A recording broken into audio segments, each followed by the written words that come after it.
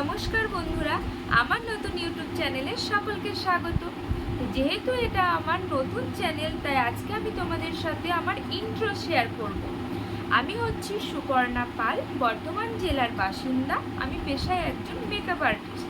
তো কিছুদিন ধরে আমি ভাবছিলাম যে আমি একটা নতুন ইউটিউব চ্যানেল খুলব, কিন্তু হয়ে উঠছিল না।